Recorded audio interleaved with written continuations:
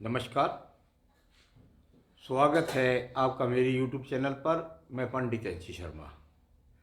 अभी तक मैं अपने पिछले एपिसोड्स के अंदर मस्तिष्क रेखा के कितने सारे स्वरूप थे, उन पर क्या क्या गतिविधियाँ थी, उसके बारे में बताता रहा।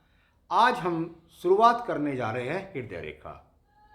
तो क्या होती है हृदय रेखा, क्या उसके कारक होते हैं, कहाँ से कहाँ निकलकर जो पहुँचे उसको हृदय रेखा कहते हैं। हृदय रेखा को यदि कहें तो उसके बहुत सारे नाम हैं। आप उसे मात्र रेखा कह सकते हैं, आप उसे हृदय रेखा बोलते हैं, आप उसे प्रणय रेखा बोलते हैं, आप उसे हृदयांगिनी रेखा बोलते हैं, बहुत से लोग उसे पत्नी की रेखा बोलते हैं। बहुत सी रेखा उसके हृदय रेखा का मुख्य रूप से ही नाम जानते हैं। तो हृदय रेखा कहाँ से निकले, कहाँ पहुँचे, कौन सी रेखा को हृदय रेखा कहते हैं, वह मैं आपको बता रहा हूँ।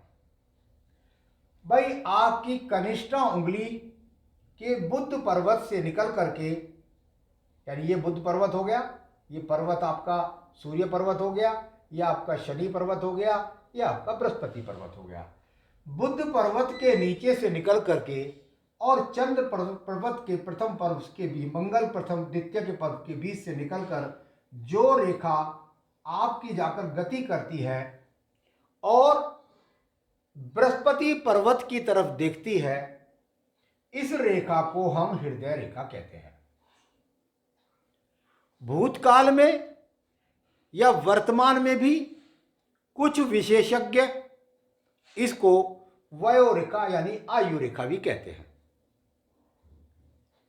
अगर मैं इसकी गणना को मैंने जहां तक ज़्यादा से ज़्यादा प्रतीत किया तो मैंने भी महसूस किया कि ये रेखा जब यहाँ पर आयु रेखा है और ये रेखा यहाँ हृदय रेखा है, लगभग इनकी जो लंबाइयाँ हैं वो दोनों जगह बराबर मिली है। यानी कुछ इस कथन के अनुसार इसको समझा हो लोगों ने, या 25 वर्ष का ये पीरियड, 25 का ये, 25 का ये, 25 का ये, इस तरह से 100 वर्ष की गणना के लिए इस हृदय रेखा को माना, इससे आप आयु रेखा को माना। तो कुछ लोगों ने इस रेखा को आयु रेखा का नाम भी दिया, लेकिन यह रेखा जो वर्तमान में परिप्रेक्ष्य में मुझे अच्छी लगी उसका नाम है हृदय रेखा। यानी इसमें वह गुण ज्यादा है जो हृदय रेखा में होने चाहिए। इसके कारण भी है। भाई, हृदय रेखा यहां पर क्यों इसका नाम हृदय रेखा रखा गया? ये रेखा अगर आपकी आयु रेखा है और ये आपके निम्न मंगल पर्व और शुक्र पर्वत को घेरकर चलती है, तो इसका नाम आयु रेखा यहां पर किया। इसके अंदर आने वाले क्षेत्र केवल मंगल और शुक्र थे, परंतु यहां हृदय रेखा, जो कि मैंने बोला कि हृदयांगिनी रेखा कह दीजिए, पत्नी की रेखा कह दीजिए, अलग अलग लोगों का विषय है, उसमें मैं आर्गुमेंट्स नहीं करता।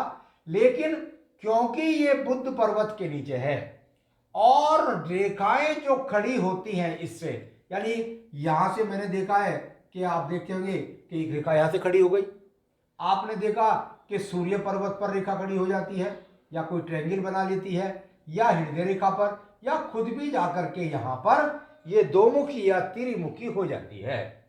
तो ये हृदय रेखा कह रही है यहां पर, क्योंकि इसकी भाषा ज्यादा बोल रही है कारकों को, तो इसका मतलब ये हुआ कि ये निश्चित रूप से रेखा हृदय रेखा ही है, क्योंकि हृदय की बात को उजागर करने के सभी कारक इसमें है।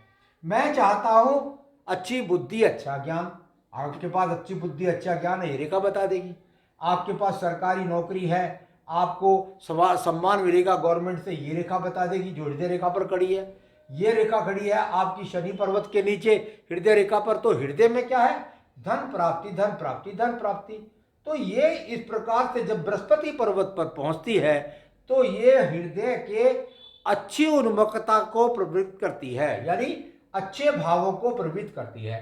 अब इसमें सारे यहाँ कारक आगे, बुध भी आ गया, यहाँ ये भी आ गया, ये भी आ गया। इसी हृदय रेखा में जाकर के यदि आपकी रेखा और जाकर बुद्धि रेखा का संपर्क बनता है तो मेरी बुद्धि के अंदर इस हृदय से संबंधित सभी इच्छाओं की पूर्ति हो जाएगी। तो यहाँ संबंध क्या बन गया, बुद्धि रेखा का। कितनी बार इस रेखा से निकल कर मंगल रेखा पहुंचती है, यहां से निकल के शुक्र भी पहुंचती है।